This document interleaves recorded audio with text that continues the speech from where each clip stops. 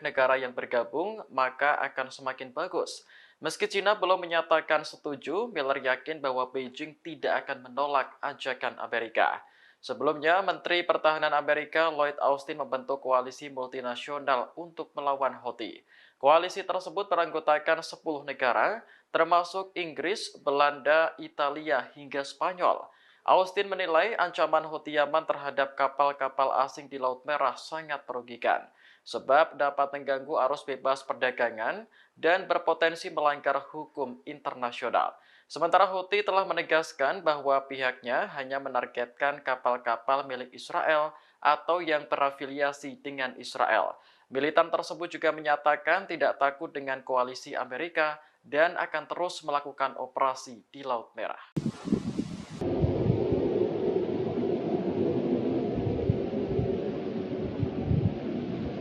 Hizbullah kembali membombardir Israel di tengah perangnya dengan Hamas di Gaza, sedangkan kali ini Hizbullah menargetkan sekumpulan tentara Israel yang berada di Beit Hillel. Adapun Beit Hillel berada di wilayah pendudukan Palestina. Dalam video yang dirilis, Hizbullah memperlihatkan tentara Israel sedang bergerombol.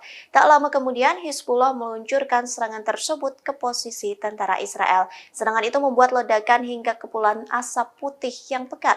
Sayangnya tak dijelaskan secara rinci kerugian atau korban jiwa dalam serangan Hizbullah.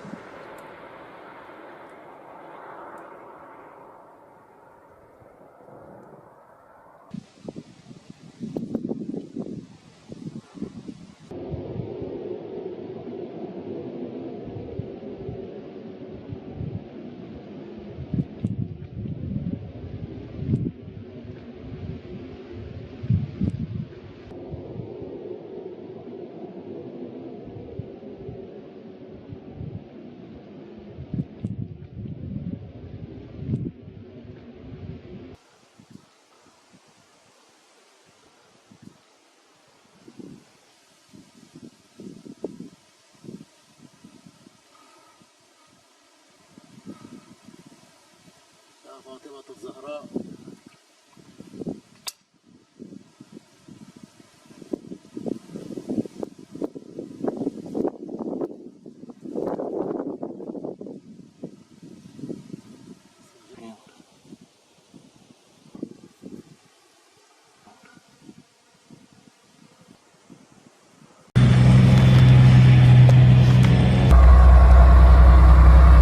Pasukan pertahanan Israel mengumumkan penguasaan atas Gaza Utara pada Rabu 20 Desember 2023.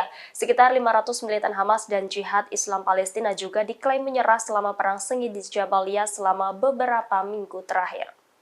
IDF dalam pernyataannya menyebut Hamas melakukan serangan dan berlindung di balik sekolah, rumah sakit, dan kawasan sipil yang padat.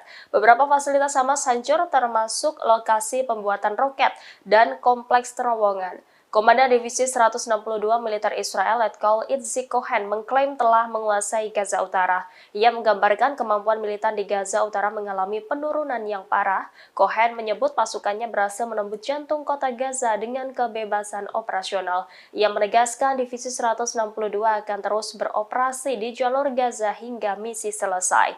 Dia memuji kemampuan manuver pasukannya dan akurasi penargetan yang dicapai sejauh ini. Cohen juga bersumpah akan terus memberikan tekanan terhadap Hamas di kota Gaza.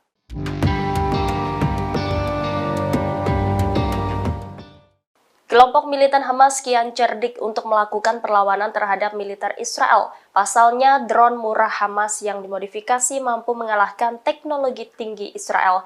Bahkan, kehadiran drone darurat Hamas ini menjadikan momok besar bagi Israel dan beberapa negara dengan teknologi paling maju di dunia. Demikian diungkap oleh Bloomberg, situs berita yang berbasis di New York pada Senin 18 Desember. Disebutkan bahwa drone murah Hamas hanya dengan harga $6.500, sementara teknologi tinggi Israel di perbatasan bernilai $1 miliar. Dalam laporan itu disebutkan bahwa drone ini ternyata telah digunakan pada serangan 7 Oktober silam dan terbukti ampuh. Armada drone ini dipasangi alat peledak dan mampu melumpuhkan kamera, sistem komunikasi, dan senjata yang dikendalikan dari jarak jauh. Di sisi lain, sistem Iron Dome Israel telah ditingkatkan untuk mendeteksi UAV berukuran besar, namun banyak drone Hamas yang masih dapat lolos. Oleh karena itu, sistem pengawasan berteknologi tinggi tidak mampu mencegah operasi militer Hamas. Menurut Bloomberg, tentara Israel menolak mengomentari hal ini.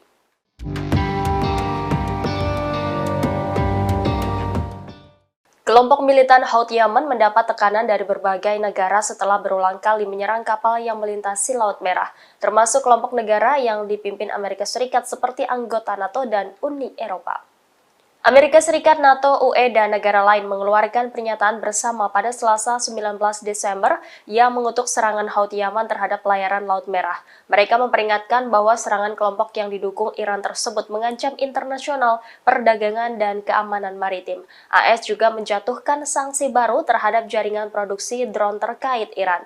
Penyebaran drone yang mematikan ke proksi di Timur Tengah dianggap memperburuk ketegangan dan memperpanjang konflik. Gedung Putih mendesak Houthi untuk menghentikan serangan terhadap kapal di Laut Merah. AS menegaskan akan terus melindungi kapal-kapal agar tidak menjadi sasaran. Diketahui Amerika Serikat telah membentuk gugus tugas internasional yang dijuluki sebagai Operasi Penjaga Kemakmuran untuk mencegah serangan Houthi. Setidaknya 10 negara bergabung dalam koalisi tersebut termasuk Inggris dan Bahrain.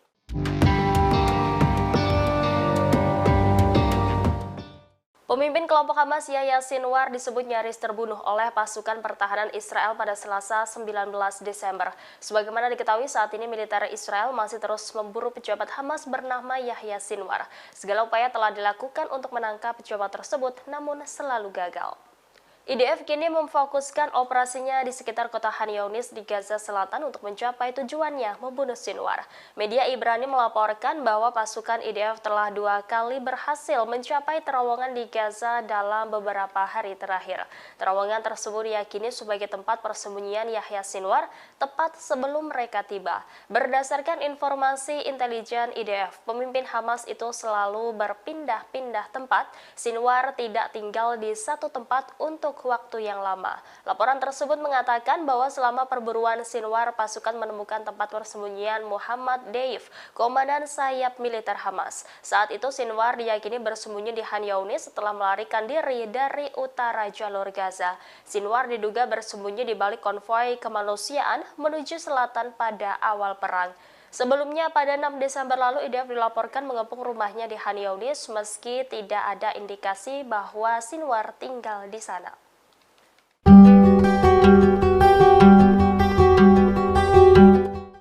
Militer Israel tidak hanya memburu pejabat senior Hamas, namun juga menargetkan pengusaha yang berafiliasi dengan kelompok militan Palestina tersebut.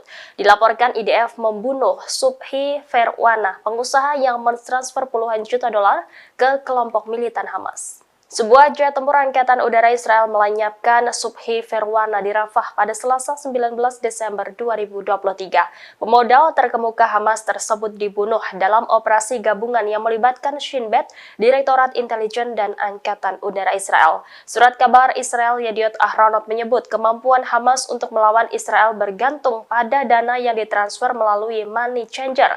Firwana dan saudaranya terlibat dalam transfer puluhan juta dolar ke organisasi Hamas dan khususnya mendanai cabang militer organisasi tersebut. Ia mentransfer dana selama perang Gaza saat ini karena mengetahui bahwa dana tersebut penting bagi kemampuan Hamas untuk berperang. Dana tersebut digunakan untuk pembelian senjata, gaji para militer Hamas selama perang, dan untuk membiayai keseluruhan aktivitasnya. Hamas menggunakan pemodal untuk menerima dana yang ditransfer dari Iran dan dari berbagai sumber yang direkrut di luar negeri. Mereka melakukan pengiriman uang dengan mencuci uang tunai menghindari sistem keuangan internasional.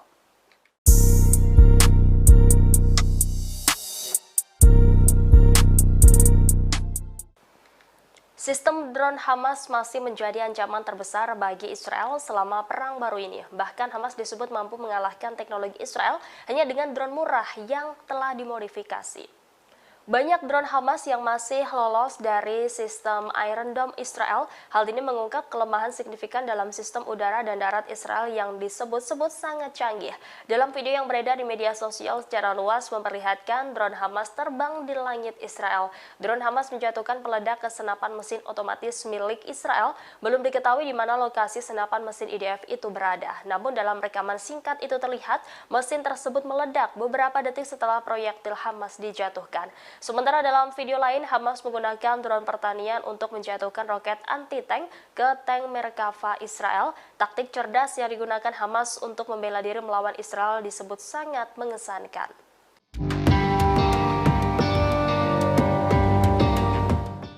Presiden Ukraina Volodymyr Zelensky berbicara soal perang yang terjadi di Gaza, Palestina, dan di Ukraina.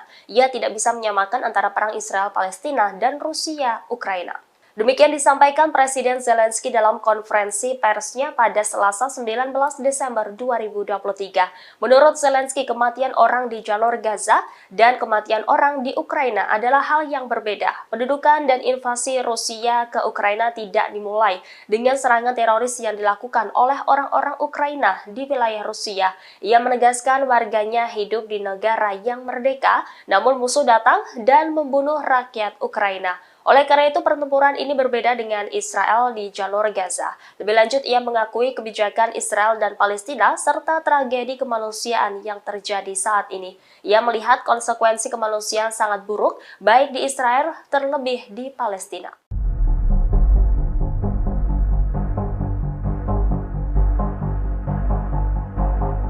Pasukan pendudukan Israel kembali mengumumkan kematian tentaranya di jalur Gaza. Dilaporkan pada Rabu 20 Desember 2023 bahwa seorang perwira cadangan berpangkat kapten tewas di medan tempur. Juru bicara militer pendudukan mengungkap identitas kapten yang tewas tersebut.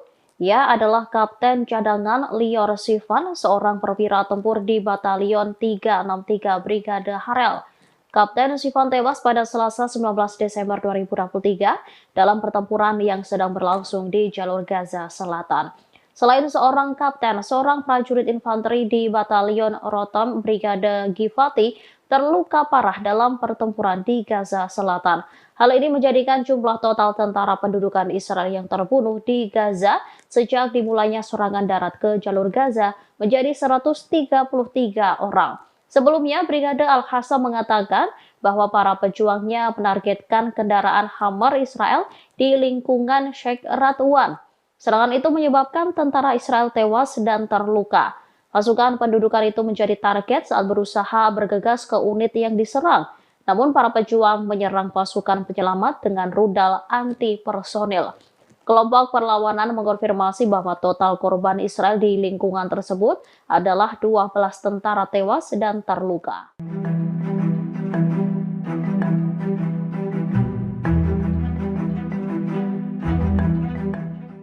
Gerakan Ansarullah Yaman tak tinggal diam dengan langkah Amerika Serikat yang akan membentuk pertahanan di Laut Merah. Mereka mengancam akan menghancurkan kilang minyak dan gas milik sejumlah negara yang nekat berkoalisi dengan Amerika Serikat. Ancaman itu disampaikan Mohamed Al-Buhaiti, anggota Biro Politik Gerakan Ansarullah Yaman.